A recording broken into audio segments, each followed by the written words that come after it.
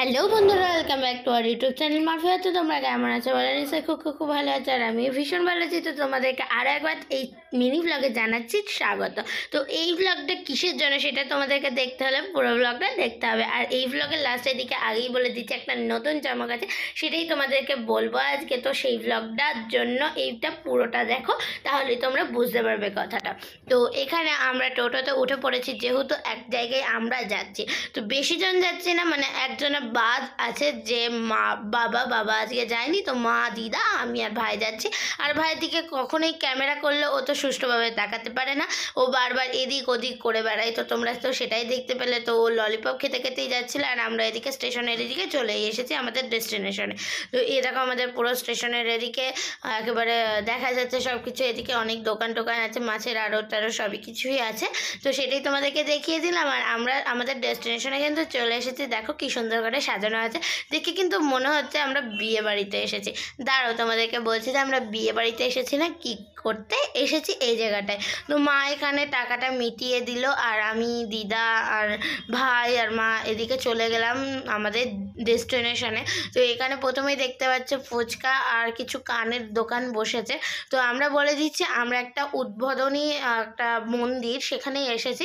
1 বছর যেটা উদ্বোধন হলো, 1 বছর পূর্ণ হলো উদ্বোধনটা। তো এখানে আমি প্রথমে ভেবেছিলাম যে শীতলা ষষ্ঠী পুজো, তো এখানে ধুমধাম করে হয়। তো এখানে যেই দেখলাম যে না, ওই মন্দিরটা যেহেতু সাজানো হয়েছে ত্রিদেবেশ্বর মন্দির, তো তখন ভাবলাম যে না, তাহলে এইটারই উদ্বোধনী, মানে এর আগের বছর যেহেতু এটা প্রতিষ্ঠা হয়েছিল, তো সেটাই এই 1 বছর প্রতিষ্ঠা দিবস পালন করলো।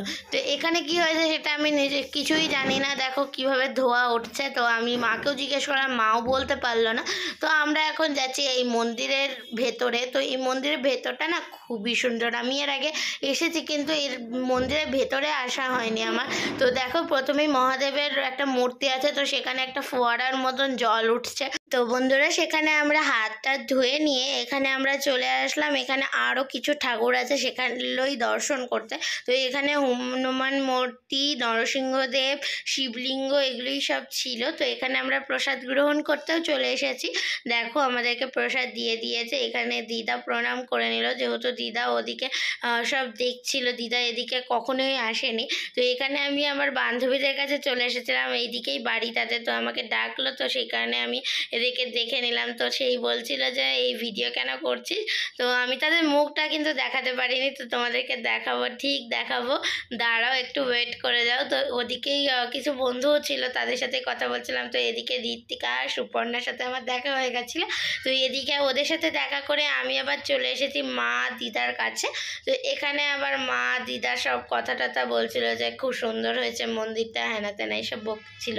তো এখানে আবার ভাই আমাদের সাথে প্র্যাঙ্ক করছিল, যে ওর হাতে একটা আংটি ছিল, তো সেটাই বলছিল এই দেখ জলে পড়ে গেছে। তা আমি প্রথমে বিশ্বাস করে নিয়েছিলাম যে ওর তো পড়তেও পারে, ও যা দুষ্টু। তো পরে বলছে না, আমি প্র্যাঙ্ক করছিলাম। তো সেখানে আমরা বোকা হয়ে গেলাম ওর কাছে। তো এখানে আবার চলে আসলাম আমরা অন্য, মানে এই খাবার দাবারের জায়গায়। তো এখানে অনেক ভিড়, তোমরা দেখতেই পারছো। দেখো এইখানে খুবই ভিড়। এই ভিড়ের মধ্যে আমাদের আবার একটা ছোট্ট বুনুর সাথে দেখা হয়ে গেল। এই বুনুটাকে হয়তো তোমরা দেখেছো এর আগের ব্লগে, মানে এর আগের ব্লগে বলতে পিকনিকের ব্লগগুলো যেটা আমি দিয়েছিলাম, তো সেই বুনুটাকে দেখেছো। তো এই বুনুটা দেখো আমার সাথে কিন্তু ভালোই খেলা করে ও। তো ওকে আমি ক্যাতুকুতে দিচ্ছিলাম, ও আমার কোলেও এসেছিলো। তো এমনি অন্য জায়গায় সবার কোলে যায় না, তো বাট ও আমাদের কাছে আসে। তো দেখো ওকে আবার খেলা টেলা করছিলাম, একটু ইয়ার্কি টার্কি মারছিলাম। তো এখানে দিদা তো দাঁড়িয়ে থেকে একেবারে বোর হয়ে যাচ্ছিলো, তো দিদাকে একটুখানি বসার জায়গা দিয়ে দিয়েছি। আর কানের গোড়ায় যে এত গান বাজছিল, আর দেখো কত লোক, জায়গা পাওয়াই মুশকিল। তো তাও আমরা একটা রিলেটিভসদের ইয়েতে এসে পেয়ে গিয়েছিলাম, সে আমাদেরকে বলেছিল যে এখানে চলে আসো। তো সেখানে আমরা পেয়ে গিয়েছি খুব তাড়াতাড়ি, নচেত আমরা কিন্তু আজকে আর পেতাম না। আর এখানে একটা বুনু খাচ্ছিল খাবার, দেখো মা তার, মানে আন্টিটা তাকে খাইয়ে দিচ্ছিল, আর সে তো নাচ করতেই ব্যস্ত ছিল। আর আমরা দেখো এখন একদিকে কিন্তু খেতে বসে গেছি, আমি, ভাই আর দিদা, মা। আর এই দেখো সব লোক কিন্তু এখনো দাঁড়িয়ে আছে। ওদিকে তো আমার একটা বান্ধবী বলছিল এই জায়গাটাও কি ফাঁকা আছে, আমি বললাম যে না মা এক জায়গায় বলেছে। তো এখানে আবার আর একটা ট্রেন দেখে নিলাম আমরা দাঁড়িয়ে দাঁড়িয়ে, মানে বসে বসেই দেখো ট্রেন দেখেছি। তারপর বুঝতে পারছো যে স্টেশনের একেবারে পিছনেই এই জায়গাটা। তো এখানে যারা আমার ব্লগটা দেখো পলাশির, তো তারা চিনতেই পারবে নিশ্চয়।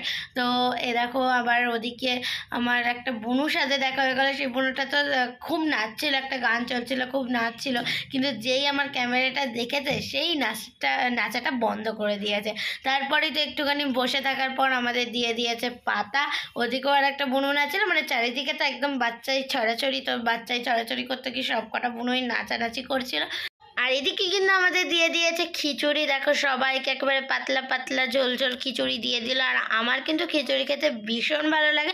বাড়িতে তো আমি খিচুড়ি করতে বলি, মানে আমি একটা সিক্রেট কথা তোমাদেরকে বলে দিচ্ছি যে শনিবারে আমাদের আমি মানে নিরামিষ হয়। তো তো শনিবারে আমি মাকে বলি যে সকালে উঠে তুমি খিচুড়ি করে দেবা, তাহলে সারাদিন দিন আমার আর কিছুই লাগবে না, আমার শুধু খিচুড়ি হলেই হবে। আমি বাড়ির খিচুড়ির থেকে ঠাকুর খিচুড়ি বেশি ভালোবাসি। মানে ছোটোবেলা থেকে আমার কোনো জায়গায় যদি কোনো নেমন্তন্ন বলতে কোনো জায়গায় যদি কোনো পুজো হয়, তো মা আমার জন্য মানে খিচুড়ি তো আনেই। তো এদিকে আমরা পাতা টাতা ফেলে দিয়ে এদিকে ভাইয়ের দাদাভাইয়ের সাথে দেখা হয়ে গেল। মানে ভাইয়ের দাদাভাই বলতে ভাইয়ের স্কুলের একটা স্যার। তো ওদের স্কুলে তো দাদাভাই দিদিভাই এগুলোই বলে।